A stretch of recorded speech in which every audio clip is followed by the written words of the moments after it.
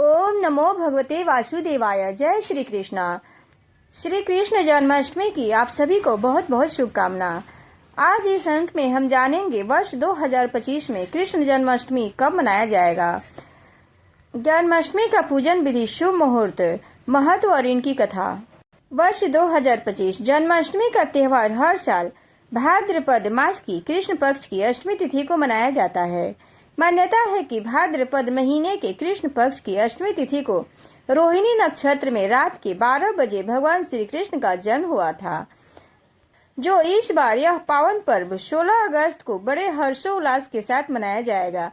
यह दिन भगवान श्री कृष्ण के बाल्यावस्था के स्वरूप को श्रद्धा से याद करने और उनकी पूजा अर्चना का अवसर होता है। इस दिन भक्त व्रत रखते हैं और पूरी भक्ति के साथ श्री कृष्ण की पूजा करते हैं।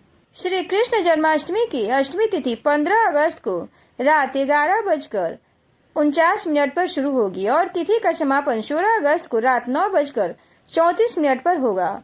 जन्माष्टमी का पूजन मुहूर्त 16 अगस्त को रात 12:04 पर शुरू होगा, 12:47 पर समाप्त होगा। अब जानते हैं रोहिणी नक्षत्र कब से कब तक है। इस साल रोहिणी नक्षत्र 17 अगस्त को सुबह 4:38 पर शुरू होगा और यह 18 अगस्त को 3:17 तक रहेगा। अगर यह वीडियो पसंद आए तो चैनल को सब्सक्राइब और वीडियो को लाइक से और अवश्य करें। अब जान लेते हैं जन्माष्टमी की पूजन विधि।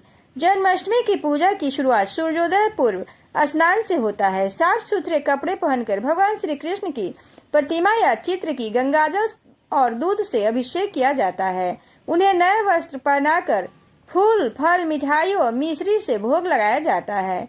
विशेष रूप से रात को 12 बजे श्री कृष्ण जन्म के समय उनकी पूजा और आरती की जाती है। इस समय भक्तगण पूरी श्रद्धा के साथ भगवान की स्तुति करते हैं। व्रत इस प्रकार रखा जाता है कि दिन भर अनाज से परहेज किया जाता है और पारण में फल, कद्दू या सिंघाड़े के आटे से बने व्यंजन खाए जाते हैं। जन्माष्टमी न केवल भगवान श्री कृष्ण के जन्म की खुशियों को दर्शाता है, बल्कि जीवन में धर्म, नैतिकता और प्रेम के सच्चे आदर्शों की भी प्रेरणा देता है। देश भर में इस वर्ष को 16 अगस्त को इस पर्व को बड़े उत्साह और उमंग के साथ मनाया जाता है, जिसमें झांकियां, भजन कीर्तन और रासलीला की प्रस्तुतियां शामिल होती हैं। भगवान श्री कृष्ण का जन्म द्वापर युग में हुआ था। भगवान श्री कृष्ण के जन्म की पौराणिक कथा। भाद्रपद कृष्ण अष्टमी तिथि की घनघोर अंधेरी आधी रात को रोहिणी नक्षत्र में मथुरा के कारागार में वासुदेव की पत्नी देवकी के गर्भ से भगवान श्री कृष्ण ने जन्म लिया था। यह तिथि उसी शुभ घड़ी की याद दिलाती है और सारे देश में बड़ी धूमधाम से जन्माष्टमी का पर्व मनाया जाता है। द्वापर युग में भोजवंशी राजा उग्रसेन मथुरा में राज करता था। उसके अतताई पुत्र कंस ने उसे गद्दी से उतार दिया और स्वयं मथुरा का राजा बन बैठा। कंस की एक बहन देवकी थी, जिसका विवाह वासुदेव नामक यदुवंशी सरदार से हुआ था। एक समय कंस अपनी बहन देवकी से उनकी ससुराल पहुंचाने जा रहा था। रास्ते में आकाशवाणी हुई कि हे कंस, जिस देवकी की तू बड़े प्रेम से ले जा रहा है, उसी में तेरा काल बसता है। इसी के गर्भ से उत्पन्न 8वां बालक तेरा वध करेगा। यह सुनकर कंस वासुदेव को मारने के लिए उद्यत हुआ। तब देवकी ने उससे विनय पूर्वक कहा, हे मेरे भाई, मेरे गर्भ से जो संतान होगी उसे मैं तुम्हारे सामने ला दूंगी। बहनोई को मारने से क्या लाभ है। कंस ने देवकी की बात मान ली और मथुरा वापस चला गया। उसने वासुदेव और देवकी को कारागृह में डाल दिया।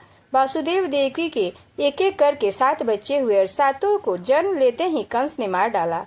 अब 8वां बच्चा होने वाला था। कारागार में उन पर बड़े कड़े पहरे बैठा दिए गए। उसी समय बंद कारागार में भगवान श्री कृष्ण का जन्म हुआ।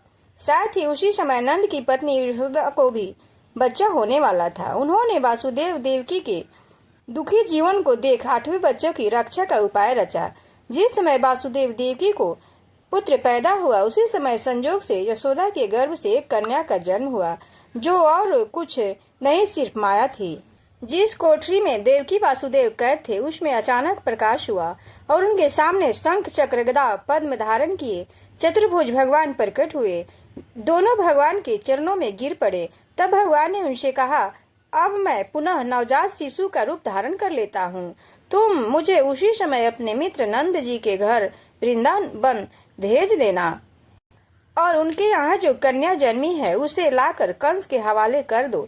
इस समय वातावरण अनुकूल नहीं है, फिर भी तुम चिंता ना करो। जागते हुए पहरेदार सो जाएंगे, कारागृह के फाटक अपने आप खुल जाएंगे और उफनती यथा यमुना तुमको पार जाने का मार्ग भी दे देगी। उसी समय वासुदेव नवजात शिशु रूप श्री कृष्ण को सूप में रखकर कारागृह से निकल पड़े और अथाह यमुना को पार कर नंद जी के घर पहुँचे। उन्होंने नवजात शिशु को यशोदा के साथ सुला दिया और कन्या को लेकर मथुरा आ गए। कारागृह के फाटक पूर्वतः बंद हो गए। अब कंस को सूचना मिली कि वासुदेव देवकी को बच्चा पैदा हुआ है। उसने बंदी गृह में जाकर देवकी के हाथ से नवजात कन्या को छीनकर पृथ्वी पर पटक देना चाहा, परंतु वह कन्या आकाश में उड़ गई और वहां से वह बोली, अरे मूर्ख, मुझे मारने से क्या होगा? तुझे मारने वाला तो वृंदावन में जा पहुंचा है। वह जल्द ही तेरे सारे पापों का दंड देगा। यह है कृष्ण जन्म की कथा। जय श्री कृष्ण, जय वासुदेव, जय श्री हरि विष्णु।